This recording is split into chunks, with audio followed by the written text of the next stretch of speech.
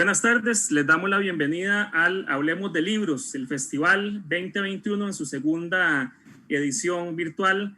Esta tarde vamos a conversar sobre una de las grandes novelas, sobre uno de los grandes autores costarricenses. Estamos hablando de Alexander Obando, que en paz descanse, y El más violento paraíso. Esta novela del costarricense Alexander Obando, 1958-2020, ofrece una vista amplia y fragmentada del universo por medio de un impresionante collage de géneros de ficción. Entre ellos se destacan la ciencia ficción, el erotismo, el terror, el suspenso y la historia erudita, además de múltiples referencias literarias. Algunos críticos la consideran la primera novela posmoderna de Centroamérica. En la literatura costarricense hay un antes y hay un después de esta obra. Y bueno, a estas alturas, El más violento paraíso ha demostrado con creces que Alexander Obando fue uno de los grandes escritores de Latinoamérica de su generación. Y un poco para conversar de la obra nos acompaña Byron Salas, quien es librero y escritor,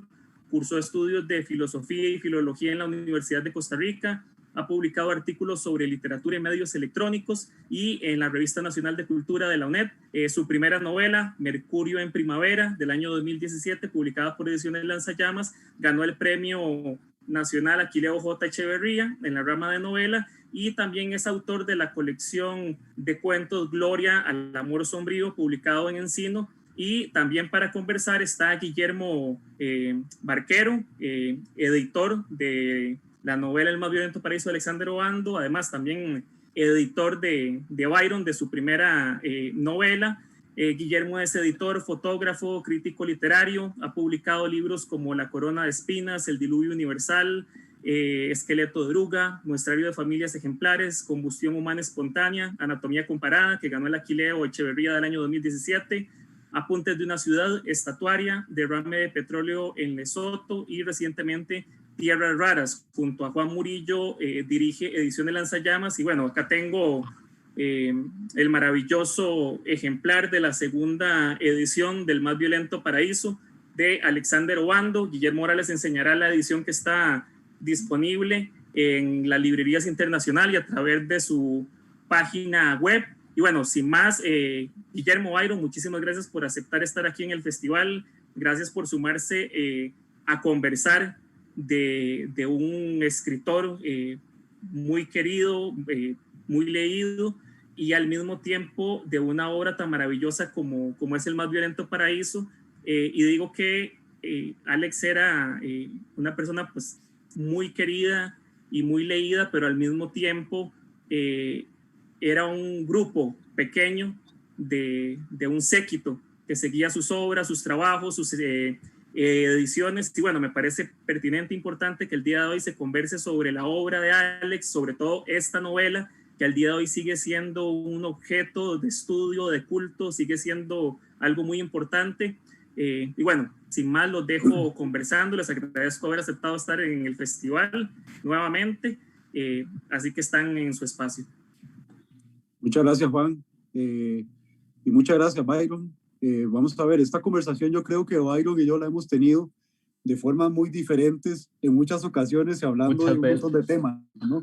¿Verdad? O sea, como que ya es una conversación que nos conocemos bien, pero siempre hemos encontrado cosas para comunicarnos, ¿verdad? A partir de Alex y a partir de otras cosas que han pasado en Costa Rica, ¿verdad? En la literatura que tienen que ver con Alex, pero Alex siempre, digamos que la obra tiene que ver con todo un poco, pero a la vez está hablando en términos muy de él, ¿no? Anda como en otro planeta aparte, ¿verdad? Que es de este mismo sistema, pero es un planeta que gravita alrededor de algunas cosas que pasan en este sistema, pero siempre tiende a tener un movimiento de traslación que lo aleja en algunos momentos de este sistema, ¿no? O de supongamos que hay un astro que nos rige a todos, esta literatura, y de pronto el planeta de Alex se va más lejos y de pronto se acerca, y en esa traslación, ¿verdad? Y eso es una cosa que me parece una particularidad muy, muy, muy llamativa de Alex. Yo voy a comenzar, Byron, diciéndote, o sea, contando, ya esto yo te lo he contado, obviamente, pero es para tirarte algunos temas que me interesa conocer. Me interesa conocer lo que vos opinás sobre un par de temas que a mí me parecen fundamentales en Alex. Yo a Alex llegué allá por los años, digamos, 2005, 2006, El más violento paraíso era una novela que era, lo dijo Juan ahora, de culto, ¿verdad? Es una novela, habría que definir qué significa literatura de culto, ficción de culto, eso ya es otro tema, ¿no? Que nos podría llevar aquí un montón de tiempo, pero que con novelas de Alex, y creo que desarrollaremos eso, es muy apto el término con una novela como El más violento paraíso. En aquel tiempo yo recuerdo que yo simplemente alguien me contó sobre el libro y yo quería leerlo. ¿Qué me di cuenta? Que el libro no se conseguía. ¿Y qué me di cuenta? Bueno, que era un libro que no solo era difícil de conseguir, pero tenía una particularidad extraña, ¿no? Que era muy leído, muy gustado, con la paradoja que no podía conseguirse. Eso ya le agregaba alguna dificultad, ¿no?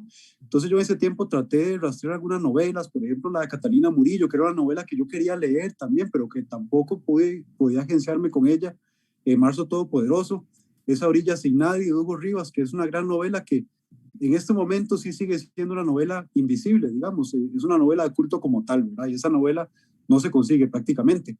Y también algunas obras de Polo Moro, de Virgilio Mora, que ya ahora a mí me parece una grata fortuna, digamos, ¿no? Que ahora sí se consigan, que son obras que se han reeditado completas prácticamente, la obra de Virgilio Mora, y se pueden conseguir, pero eso no ha hecho que Virgilio Mora sea un autor popular, ni mucho menos, ¿verdad? Y lo pongo en ese contexto porque, claro, con Alex tenemos una dificultad, ¿verdad? Que al decir autor de culto, es un autor de culto muy particular.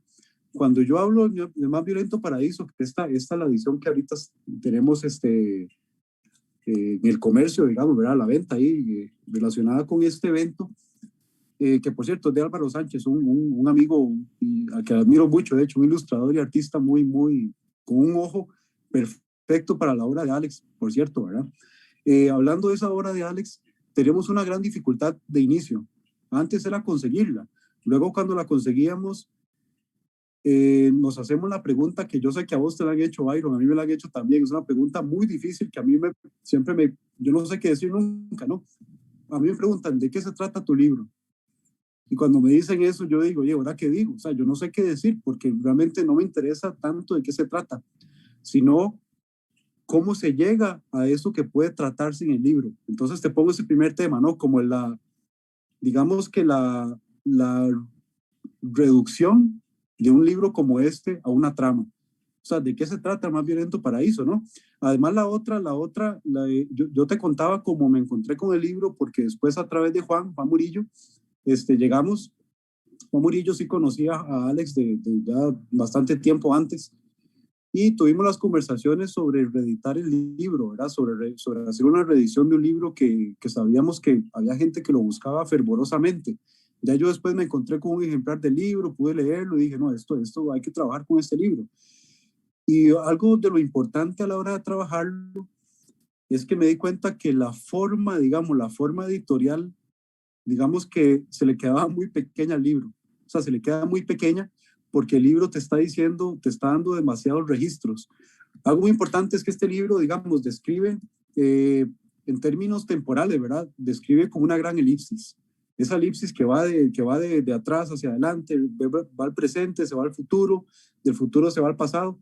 Una elipsis constante que además tiene muchos registros literarios, ¿verdad? Y eso hacía que el trabajo editorial era como ¿cómo hacemos para tratar de dominar, ¿verdad? Para tratar de dominar a este libro que es indomable, ¿verdad? Que es como un monstruo que está corriendo, que quiere correr. ¿Cómo hacemos para reducirlo y para mantenerlo como libro?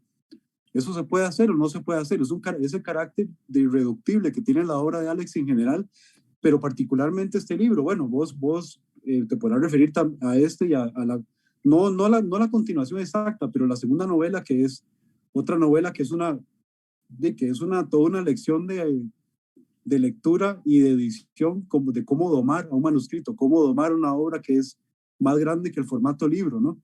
Entonces quisiera que vos me contaras cómo llegaste a ese libro y cómo te has topado cuando lo lees y cuando te preguntan sobre el libro y te preguntan, bueno, si es tan bueno, ¿de qué se trata el libro? O sea, ¿se trata de que se trate de algo o no? Ok. Para ordenarme un poco, evidentemente voy a intentar decir cómo llegué yo al libro de Alexander. Claro. Porque en el momento en que yo lo leí estaba, qué sé yo, tanteando lecturas de literatura nacional, no conocía mucho, había leído clásicos, lo de siempre, ¿no? Había leído, no sé, los años 40, los años 60, me había sorprendido mucho, por ejemplo, Carmen Naranjo, ¿no? Que era tan distinta a eso.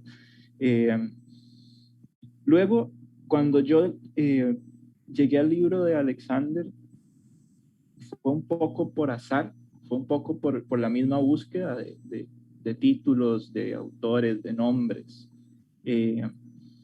Pero a diferencia tuya, yo estaba, digamos, muy ajeno al circuito literario, si se puede decir así, ¿verdad? De San José. No sé, hay mucha, digamos, la distancia generacional en ese sentido tal vez es muy grande.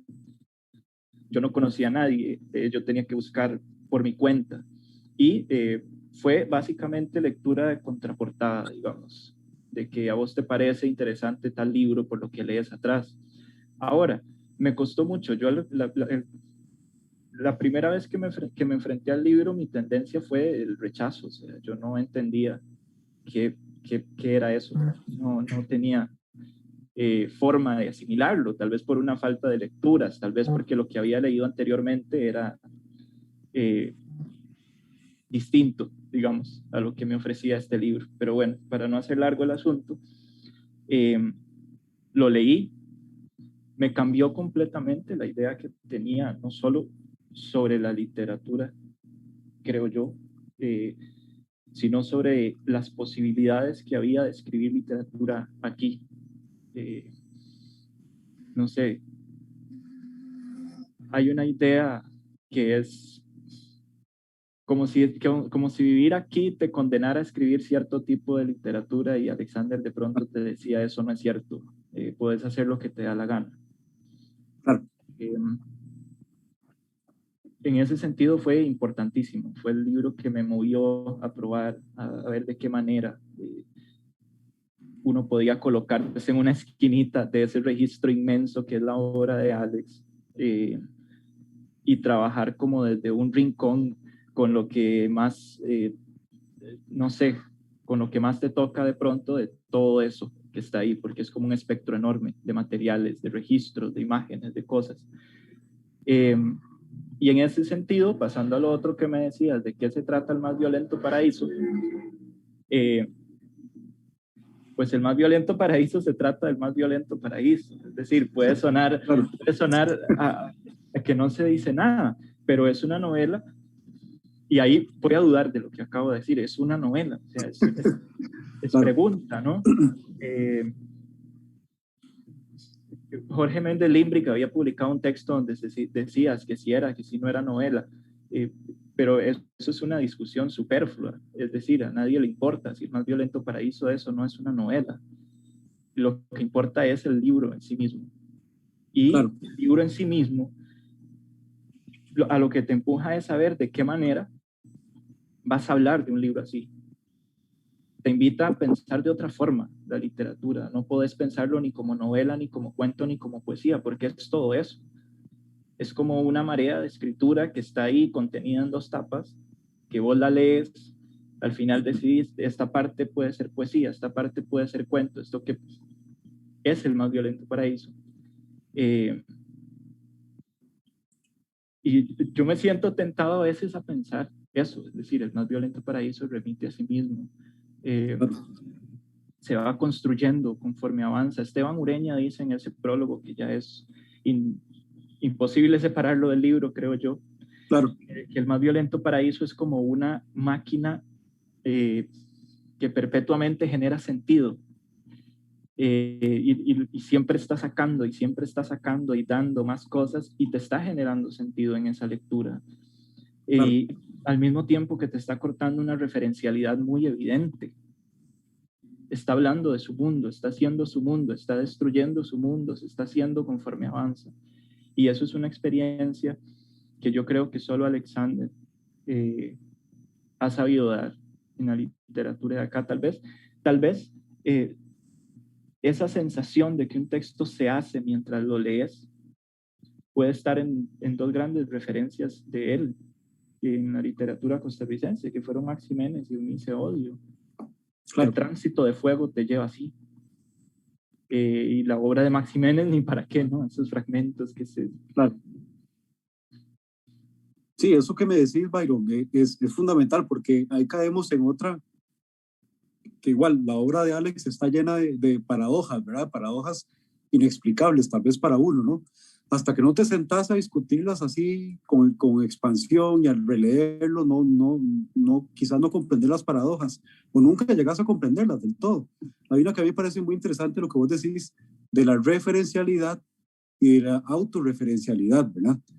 En el caso de Alex, vamos a ver, yo ayer estaba hablando, tuve una charla con Matías Batistón, el traductor de Beckett, y es otro autor con el que me topo con lo mismo del qué, o sea, de qué se trata estas novelas, yo no puedo resumirlas. Sin embargo, sí tenemos un autor en ese caso que es muy poco autorreferencial, digamos, es casi totalmente autorreferencial.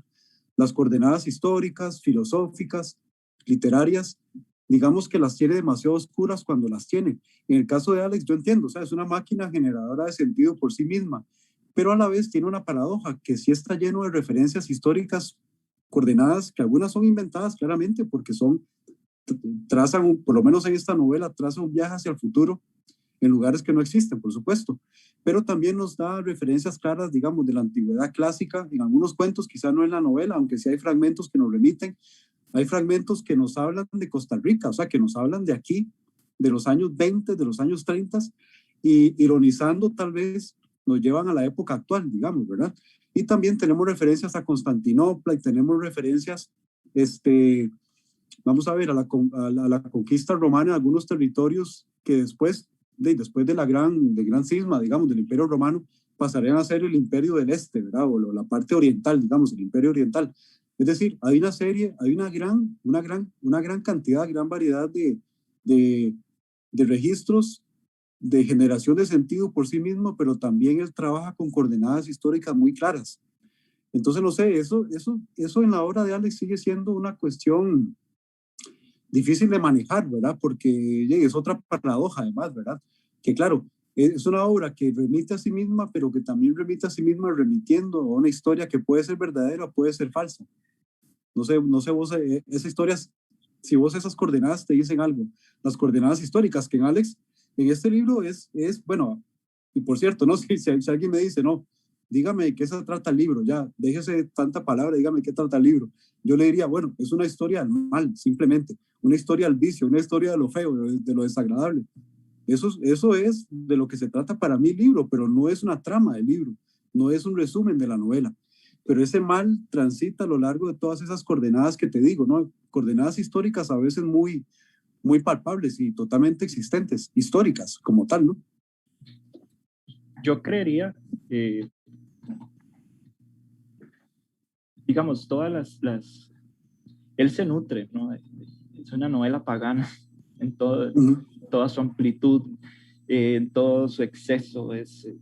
Y esas referencias que hace, digamos, a Bizancio, a Roma, a la Edad Media, a la magia, etcétera, la cantidad de cosas que va reconstruyendo ahí, no creo que sean paradójicas en un texto de esta naturaleza porque forman parte del mismo impulso imaginario, por decirlo de alguna forma. Es decir, es tal el esfuerzo de la imaginación en este libro, es tal ese impulso, que está bien, la historia está ahí, pero en este caso le pertenece por completo al mundo de Alexander. Es de este texto, pienso irremediablemente cuando me hablas de este tipo como la forma en la que él aborda la historia, este tipo de cosas.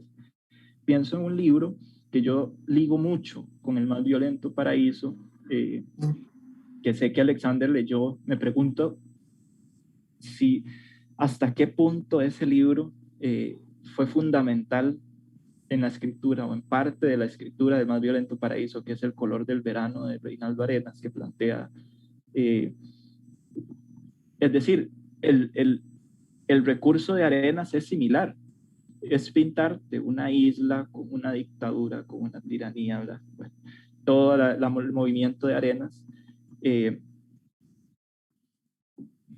Y vos podés reconocer nombres, podés reconocer lugares, pero lo que importa ahí es la forma en lo que eso ingresa en el trabajo imaginario del texto, en el estilo de ese autor. Y creo que en los dos funciona así. La historia se vuelve imaginación, las referencias se vuelven símbolos, se vuelven imágenes. Y en relación con lo que decís más después, para responder de qué trata el libro, del mal, efectivamente, pero es también un libro que en medio de su radiografía, de esos impulsos, ¿verdad? Es un libro que aspira de una manera rabiosa, digámoslo así, a la belleza. Toda la obra de Alex aspira a la belleza. La cadencia de su prosa siempre es lírica, siempre se mueve con la imagen. Todas sus lecturas de poesía siempre salen a relucir en todo momento. La lentitud con la que a veces describe ciertos pasajes, la demora que hay en los detalles, incluso en las partes más sórdidas del libro, digámoslo así, la belleza no se pierde, está ahí, es una música, es un ritmo, es una cadencia que acompañan todo este viaje tan excesivo, y yo creo que eso es fundamental. Creo que el libro está movido por esa aspiración. Claro. Y no puede no notarse la perfección estilística de algunos fragmentos. Claro. Sí, de hecho, ahí te pongo un ejemplo, digamos, ya es un texto, para los lectores de Alex es un texto ya que uno dice, bueno, eso hay que leerlo o hay que leerlo, ¿no? Evidentemente este libro es un libro que busca la totalización y hay que leerlo, uno tiene que leerlo todo y tiene que abrir esa lectura, ¿no? A las referencias históricas, a las referencias no históricas, a las falsas referencias históricas, pero así para ejemplificar está, vos evidentemente lo recordás el capítulo 4 del primer movimiento, Luna Roja, que es un texto que nos habla de un paisaje casi como Blade Runner, ¿verdad? Es una cuestión que uno dice, ok, es futurista, no es futurista, no sé muy bien qué es. Es un paisaje en el que hay destrucción, digamos, pero eso es una narración que estilísticamente, como estás diciendo, te acierta de la primera hasta la última palabra, ¿verdad? Y de eso está lleno ese libro, porque además la escritura, bueno, para ubicar un poco a quienes no han leído el libro de Alex, es un libro bastante grande, ¿verdad? Es un libro bastante voluminoso, pero que está escrito, vamos a ver, como ciertas épocas, digamos, que se van concatenando, ¿verdad? Tenemos una época en la que arranca una historia y luego esa historia se va desarrollando, se va metiendo a lo largo de las siguientes historias, pero que pasan en lugares muy distintos. Y yo te decía ahora lo de ok, la ubicación y la no ubicación. Ahora que me hablabas de Arenas, esa es la parte que a mí yo creo que me parece más interesante de ese tipo de autores que hacen la referencia sin hacerla correctamente o ocultándola deliberadamente, ¿no? Como el Arenas yo no he leído la que me decís, pero he leído El Asalto, por ejemplo.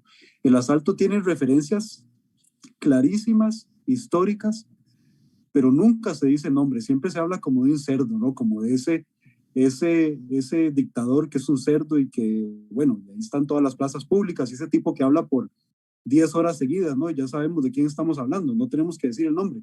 Esas partes en la obra de Alex a mí me parecen, a pesar de que las que tienen referencias históricas muy claras, yo entiendo que lo que me decís es que la fiesta anda por otro lado, obviamente, ¿no? No se trata de hacer un libro de historia, pero las que tienen referencias que uno puede más o menos distinguir sin distinguirlas completamente, a mí me parecen las mejor logradas, ¿verdad? Puede que no acierte, porque además es un libro muy amplio, o sea, estoy hablando de la generalidad de los textos. Hay una parte que, bueno, que para los lectores de Alex esto y para el propio Alex era muy importante cuando se habla en ciertos capítulos de Costa Rica. O sea, se habla de Costa Rica y vamos a la referencia, ¿verdad? Vamos a la referencia deformada. Es una Costa Rica deformada, es una Costa Rica que tiene nombres propios, que son los nombres de algunos escritores clásicos ya, pero modernos, ¿no? Digamos.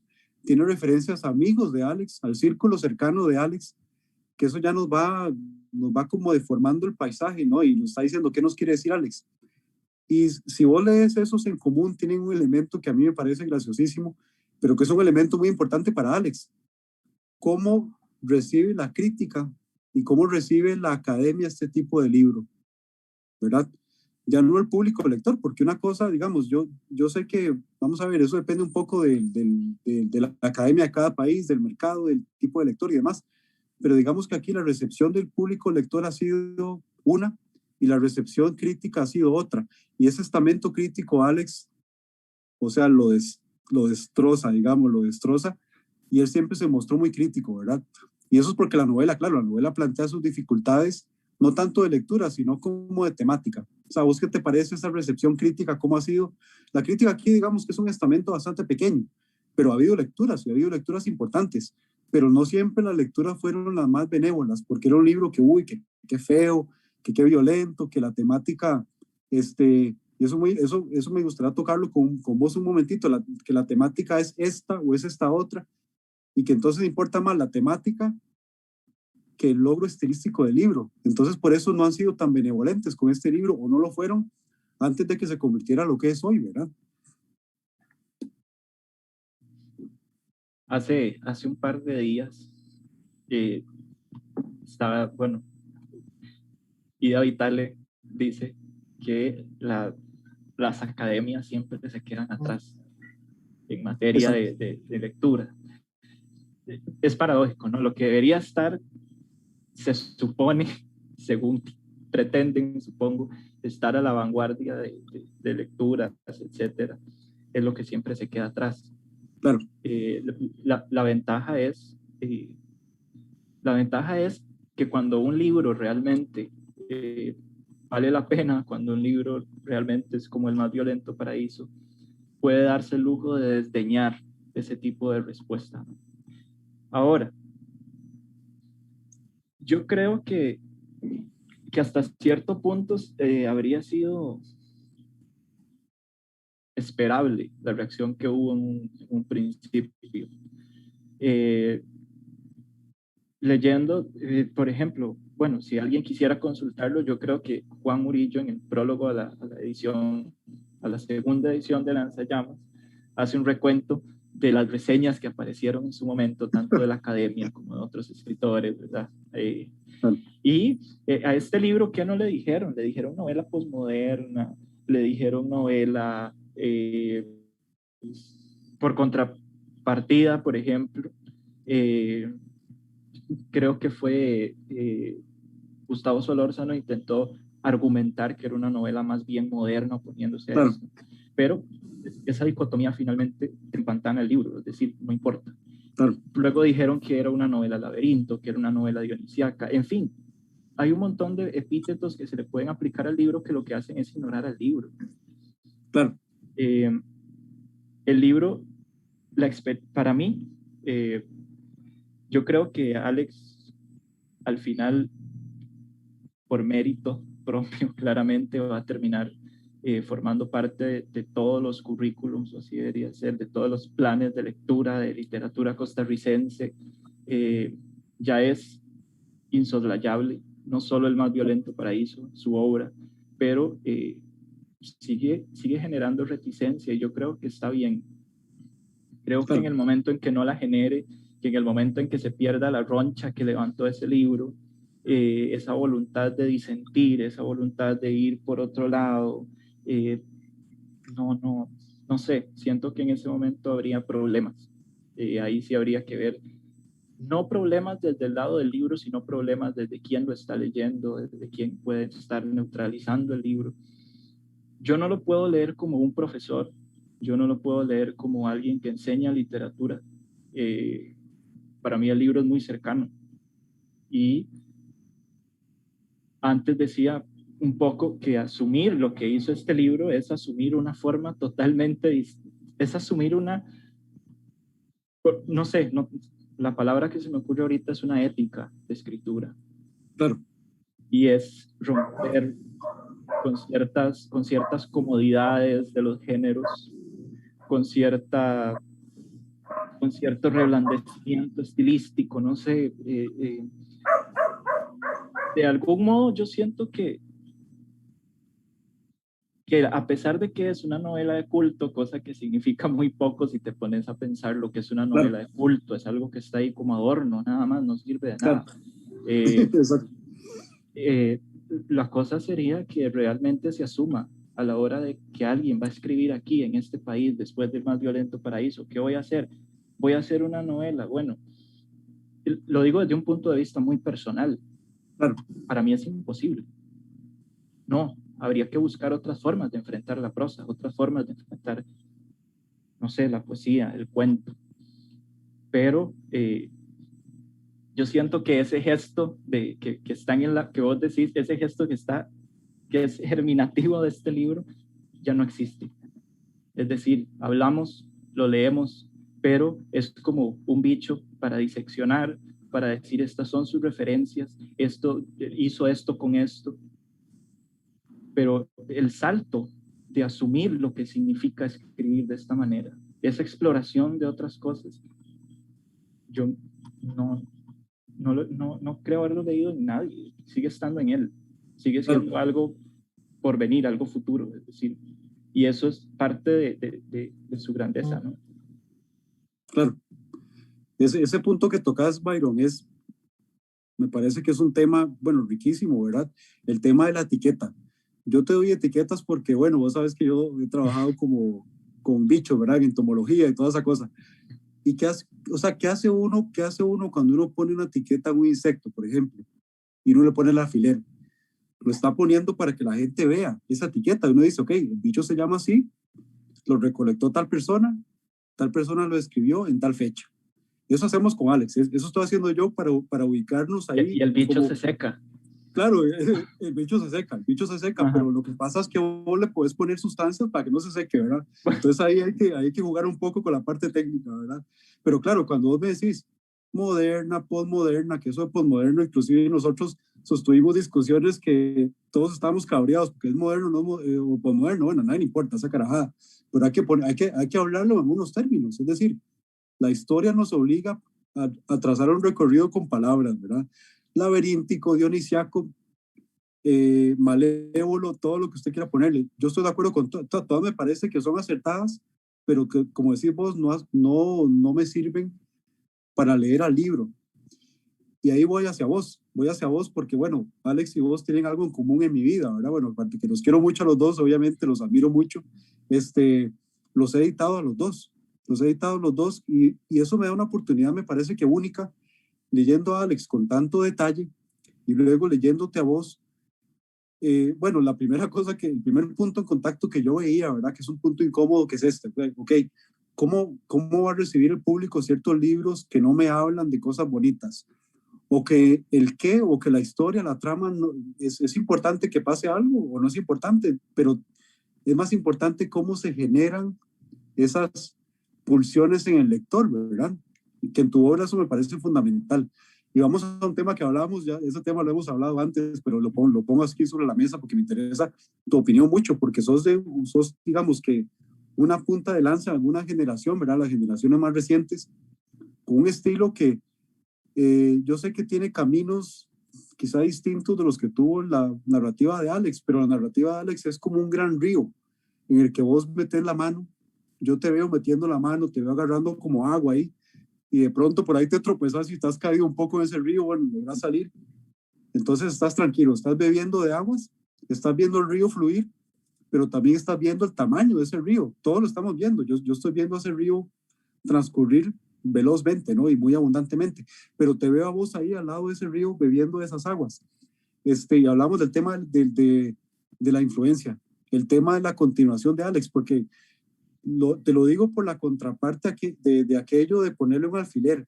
Un alfiler es, ok, ponerlo como exposición.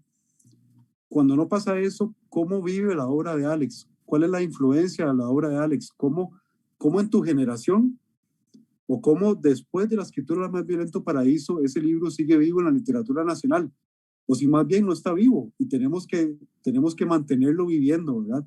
¿Qué pensás de toda esa influencia? Porque el caso de Alex era un tema que yo sé que a él no sé, digamos, pero hablando con las conversaciones que tuve con él, que fueron muchísimas, sobre todo en la edición de este libro, a él, por lo menos a mí no me mostraba como una angustia la influencia en los demás, pero él sí la angustiaba mucho y le gustaba además, ¿verdad? La influencia que tuvieron otros sobre él.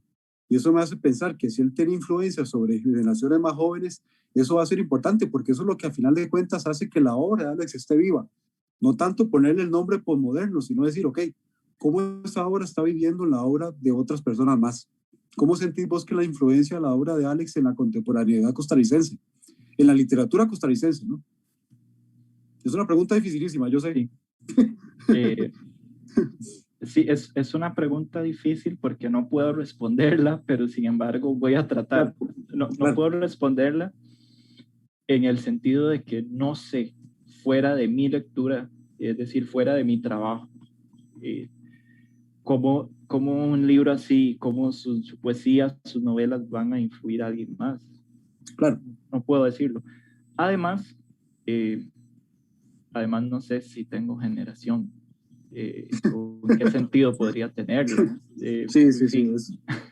Bueno, pero eso es tema sí. aparte. Es tema aparte, claro.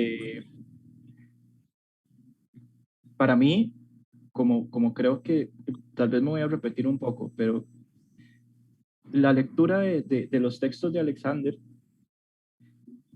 es algo como que, por decirlo de alguna forma, me recuerda la razón por la cual yo pensé que puedo escribir algo. Es decir, la idea que yo tengo, el impulso que yo tengo de transitar formas, digámoslo así, de hacer literatura que tal vez puedan parecer un poco excéntricas o caprichosas, es tal vez una de las mayores influencias que tuvo Alexander en mí. Más allá, imagino que a alguien, por ejemplo, le puede despertar un interés genuino y muy grande, qué sé yo, por la ciencia ficción, descubrirle que es posible hacer ciencia ficción acá, Claro. descubrirle que es posible hacer terror cósmico. Claro. A mí me gustó mucho la beta del terror que hay en Alexander. Claro. Me gusta el terror. Lo hice en los cuentos. Claro. Pero siento que quedarse ahí lo estancaría.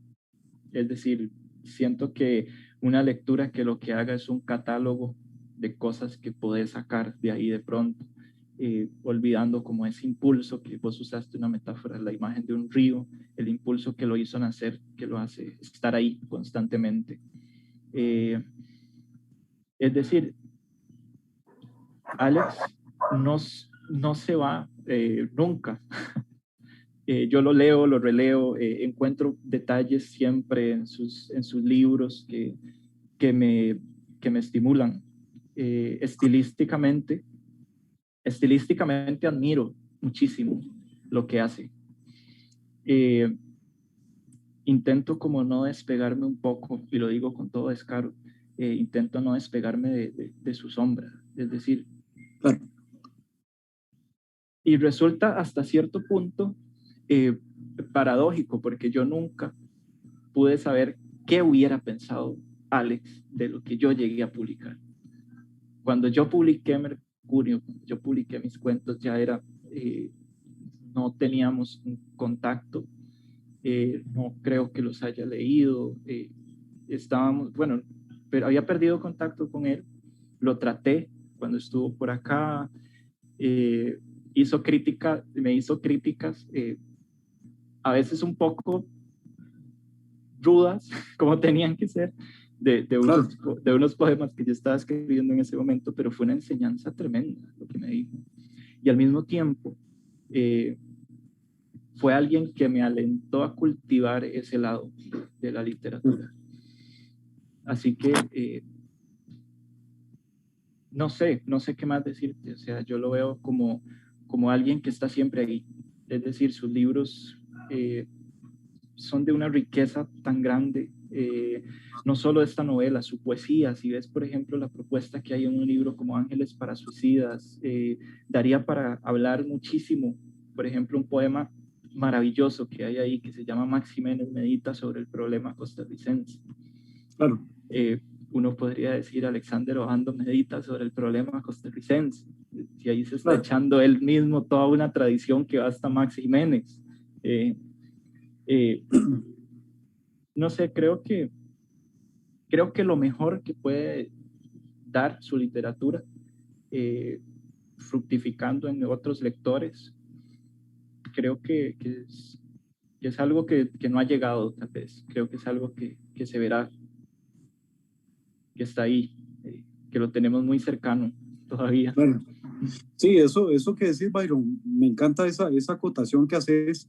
Bueno, primero que todo por Ángeles para Suicidas, y Más Violento Paraíso, Canciones para Muerte de los Niños. Esos libros, digamos que tienen en común un elemento que a mí me fascina en la obra de Alex, ¿no? Que es esa mezcla de registros. O sea, que de pronto amenaza, ¿verdad? Digo yo, amenaza en un sentido ahí medio, no sé en qué sentido en realidad, amenaza con ser culterano, ¿verdad? Muy Ajá. Culto y referencias así súper altas, ¿verdad? Y no una cosa como una cena formal, ¿no? Y de pronto salir de la cena formal y te vas a una charanga terrible y todo el mundo hasta la madre, ¿verdad? Y eso la obra de Alex, eso que me estás diciendo, digamos, ahí tenés desde el poema como de la nostalgia del amor, digamos, el amor perdido, hasta el problema nacional, hasta el problema que no es un problema, simplemente es una exposición de temas clásicos, o sea, es una mezcla que es riquísima además, ¿verdad? Y a uno como lector, y eso que me estás diciendo, que es lo mejor que puede hacer, digamos, lo mejor que ha generado la obra de Alex, es precisamente eso, que hay cosas que uno no pensó antes que se podían hacer, porque uno no se le ocurrían simplemente. Y cuando lee esta novela dice, mira, eso se puede hacer. Y además se puede hacer bien. Quizá yo no lo logre tan bien, pero voy a intentarlo, ¿verdad? Y eso es como una semilla literaria, a mí me parece importantísima, de hecho, porque de esta novela se va a seguir hablando. O sea, es una novela en la que se va a seguir hablando. Alguna gente se cabreará, otra gente estará contenta, nosotros estaremos fascinados, ¿no? Pero claro, no importa, de la novela se seguirá hablando mucho tiempo, de hecho. Y yo creo que también, bueno, eso que decís de que se va a seguir hablando de la novela, es precisamente, es una obra tan grande que necesita por fuerza muchos lectores. Claro. Yo mi lectura, lo que yo creo que, la forma en que lo leo, en que hago, no sé, de pronto trazo afinidades con otros autores latinoamericanos, españoles, por ejemplo. Siempre he trazado, sobre todo, no sé, sacándolos en este momento, así como a la carrera, siempre he pensado mucho que el gesto de Alex se relaciona ya con el mencionado Reinaldo Arenas y con un escritor argentino que se llama Alberto Laiseca. Alberto Laiseca me recuerda mucho, Alexander, en el uso que hace un montón de registros, en esa masa de texto grandísima. Tiene una novela enorme que se llama Los Orias. Y me recuerda mucho este tipo de textos. Y en ese sentido son textos que siempre van a necesitar lectores que vengan, lectores que lleguen, que tomen un poco, lo interpreten desde su trinchera, que otros lo lean desde otro lugar completamente distinto. Y en ese sentido creo que va a ser inagotable. Yo tengo como una especie de Alexander personal, que es inevitable. Claro. Claro, sí, te entiendo. Bueno, y eso que vos, imagínate, vos estás apuntando a la influencia hispanoamericana, pero Alex era un gran lector de ciencia ficción gringa. Sí. Y además era un gran lector de los beats. Bueno, y Burroughs Sí. para Alex era, hablamos de Burroughs, y Alex me hablaba de Burroughs, y yo le decía, no entiendo nada de lo que me estás diciendo, weón. Y él me explicaba y me trataba de explicar que por qué Burroughs era el más grande, y yo decía, no entiendo qué me estás diciendo, o sea, no te entiendo, o sea, porque la influencia ya estaba tan internalizada que estaba en otro nivel, ¿verdad? Otro nivel de lectura, sobre todo con el almuerzo desnudo, ¿verdad? Que tiene referencias, bueno, que es una referencia importantísima, el Más Violento Paraíso, pero que yo cuando traté de trazarla y hablé con Alex de eso, simplemente él me dejó, o sea, él iba llegando a la meta y yo iba arrancando, como, man, no te Ajá. entiendo, no entiendo qué me estás diciendo. Y quizás sean esas influencias mucho más fuertes que las hispanoamericanas, aunque las hay, por supuesto, ¿verdad? Bueno, y ya desde el título de la novela ya remite a otras referencias diferentes, ¿verdad? Final del siglo XIX, decadentismo, o sea, que el océano, bueno, el río mayor, digamos, del que viene el río Alex, el río de esta novela, ese río mayor es caudalosísimo, ¿verdad? Es una cosa increíble que probablemente te arrolla y no lo entendés, como yo que no entendí nada, ¿no? Pero Alex sí podía nadar ahí, ¿no? De pronto te saca incluso, no sé, te pone un epígrafe de Juan Ramón Jiménez. Es decir, te empieza a citar poesía española. De pronto te habla de Lezama Lima. De pronto te habla, y por ahí en un capítulo, no sé en dónde, te habla de Octavio Paz. Es decir, al mismo tiempo que está hablando de Burroughs, que está hablando de música, que sí. Es ahí como en ese vértigo de referencias, como en esa, no sé, es como una fuerza que no se detiene, es donde de pronto alguien viene como lector y arma su trincherita y se coloca y ve que agarra de lo que está por ahí y bueno, coloniza un pedacito para ver claro. qué habla desde ahí. Bueno, y estamos hablando, imagínate, ¿verdad? Nos estamos quedando apenas en la referencia literaria. Si vos te vas a la referencia melómana y a la melomanía de Alex y a Mahler y a todas esas carajadas, ya te volvés loco, porque las referencias son muchas. Y además de que tienen sentido en la obra, ¿verdad? Que esa es una parte que a mí me parecería interesante en algún momento conversar sobre la música en la obra de Alex. Y ojalá tratando, o sea, yo no digo que tratando de asociarla para darle sentido, pero sí como decir, esta obra tiene una banda sonora, ¿no? Tiene un soundtrack, como decimos ahora, porque es importantísima. El papel de la música en Alex es no solamente en el sonido de la frase, sino en la obra musical como, no sé, como para texto de la obra literaria, ¿verdad? Por decirlo de alguna forma que vos sabrás decir mejor, supongo, ¿no? Pero sí, vienen... recuerdo unos personajes, así como dato curioso, Claro. que son unos personajes que en las novelas le llaman los intocables y que tienen la facultad como de multiplicarse o reducirse, ¿verdad? Que se supone que son los escritores más talentosos de su generación. Y cada vez que entran suena, no recuerdo cuál, pero cada vez que entran en escena, ahí el narrador dice, no sé cómo, emana del aire, pero vienen con una melodía que los acompaña. Cada capítulo del libro de pronto es eso, y no solo cada capítulo, claro. Cuento de teoría del caos, canciones a la muerte de los niños, tienes también su música particular. Y tal vez es en esa cadencia que él escoge para tejer su prosa, que viene de ahí, claramente, claro. De un oído muy fuerte, de un oído muy atento, que como vos decís, esa entrada tan grande de referencias de la ciencia ficción, del terror, etcétera, pero a mí siempre me deja sorprendido el oído que tenía Alexander con su lengua, con el español. Digamos, es una cadencia que solo puede obedecer al oído muy entrenado. Es decir, tenía un oído muy entrenado, incluso cuando te hace un párrafo que tiende a un cierto culteranismo, que cuando en un cuento te empieza a poner la jerga claro. No sé, adolescente, siempre lo maneja con una pericia que yo le envidio, uno que no sabe hacer un diálogo decente. No, es una cosa, sí, es extraordinario. De hecho, Alex es ese tipo de autor que uno leyéndolo, ¿verdad? Podría pensar que como que era intimidad, o sea, que daba miedo, ¿no? Que una persona que decía, ok, no hay que acercarse. Era un tipo sumamente dulce.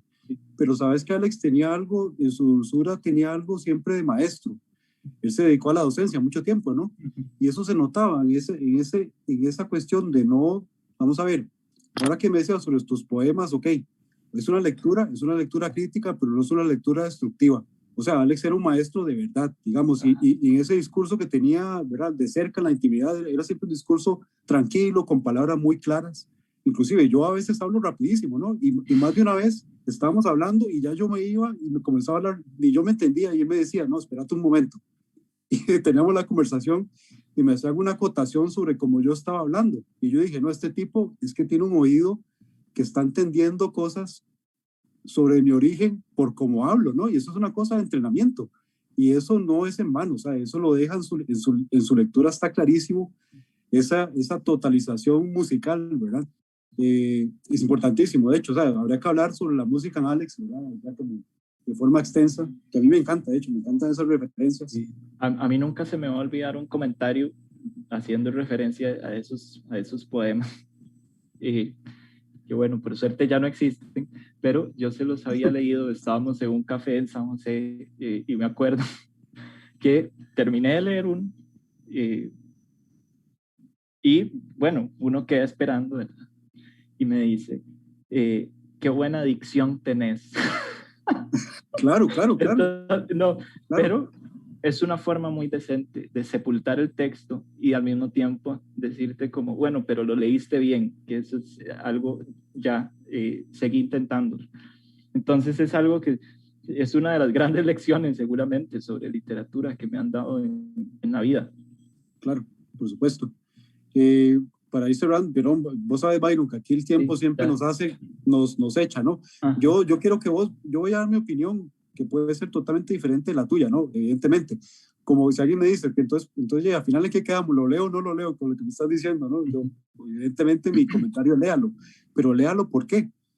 O léalo, ¿cómo? Bueno, la forma de leer a Alex y la forma, hay muchas formas de leerlo, pero la que a mí me funcionó es simplemente no leer el texto por encima, es transitar dentro del texto, o sea, estar en el texto y entender que no importa hacia dónde va la cosa, porque la cosa va hacia algún lado, o sea, y tiene demasiados hilos comunicantes que llegan a un núcleo.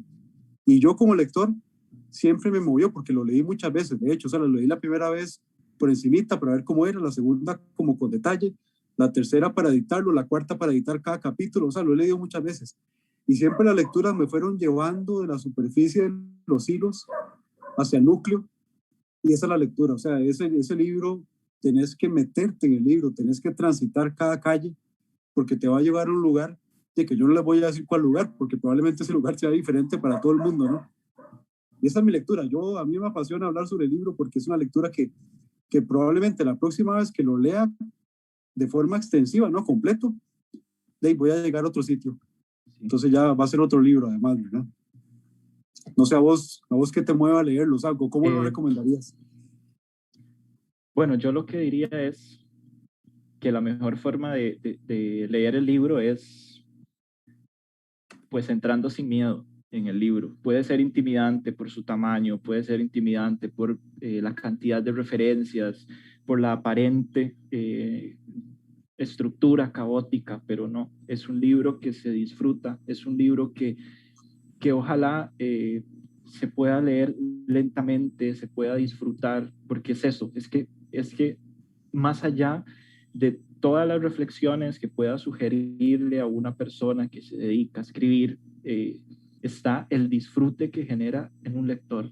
Y yo creo que el deleite ante la prosa de Alex, ante la forma en que va llevando el libro, los detalles que va descubriendo, los saltos, y al mismo tiempo esos momentos en donde a veces te asusta, pero después hay fragmentos conmovedores, que al final lo que hacen es hablarle a cada quien, como decís vos. Y en ese sentido, pues el libro termina siendo lo que debe ser, que es una comunión con un montón de gente. Y para sentirla realmente, yo creo que lo que hay que hacer es entrarle sin miedo, leerlo, y buscar sus otros libros. Claro, importantísimo, sí. Sí, de hecho, Alex, uno lee una cosa y se queda como, ¿y qué sigue después de esto? Sí. Porque hay Y que podríamos, leerlo todo, ¿no? sí. De cuentas. Ajá. Y da para hablar no sé cuánto tiempo, pero Sí, totalmente. A mí me emociona también. Claro. Fue como muy impactante, ¿no? Cuando uno se da cuenta que ya no estaba Alex, pero bueno, ahí está su Claro. obra y está esperando a sus lectores todavía. Sí, qué lindo eso que decís, sí, me parece un gran cierre porque, y eso, ¿verdad? Entrarle sin miedo, nada más entrar en la experiencia porque vas, o sea, va a ser un viaje como wow, ¿verdad? De una cosa que te va a dejar alterado de una forma que puede ser buena, puede ser mala, yo no sé, pero te va a dejar alterado. A mí me parece buenísimo eso. Sí, claro. Muchas gracias, Byron, te agradezco mucho siempre ya y con un gran abrazo, con mucho cariño y ahí Igual, estamos hablando. gracias a vos y a todos los que nos oyeron. Sí, muchísimas gracias ahí por el manejo técnico que nos hicieron acá, porque con estas conexiones de pronto todos nos desaparecemos, ¿no? Pero todo salió muy bien, muchas gracias. Te agradezco mucho, Byron. Gracias a Juan, gracias a la librería. Chao, chao.